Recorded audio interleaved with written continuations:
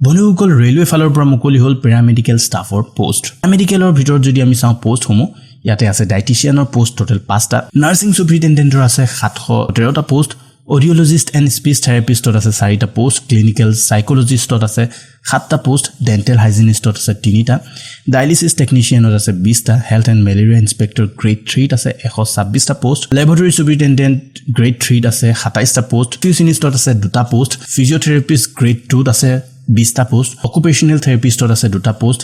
কেট laboratory টেকনিশিয়ানত আছে 2টা post ফাৰ্মাসিষ্ট entry গ্ৰেডত আছে 246টা পোষ্ট ৰেডিওগ্ৰাফাৰ এক্স-ৰে টেকনিশিয়ানত আছে 64টা পোষ্ট স্পীচ থেৰাপিষ্টত আছে 1টা পোষ্ট কাৰ্ডিয়াক টেকনিশিয়ানত আছে 4টা পোষ্ট মেট্ৰিছত আছে 4টা পোষ্ট সিজি টেকনিশিয়ানত আছে 13টা laboratory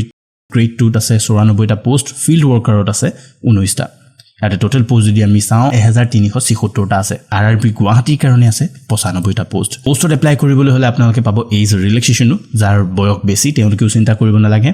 as per government rule মানে ওবিসি এনসিএল পাব 3 বছৰ এসসিএসটি পাব 5 বছৰ ডব্লিউবিডি পাব 10 বছৰ এজ ৰিলেক্সেশন কোৱালিফিকেশন সমূহ জানিবলৈ কাৰণে আমাৰ ওয়েবসাইট job.info.com ত গৈ আপোনালোকে চাব পাৰিব আৰু নোটিফিকেশনটো ডাউনলোড কৰি ল'ব পাৰিব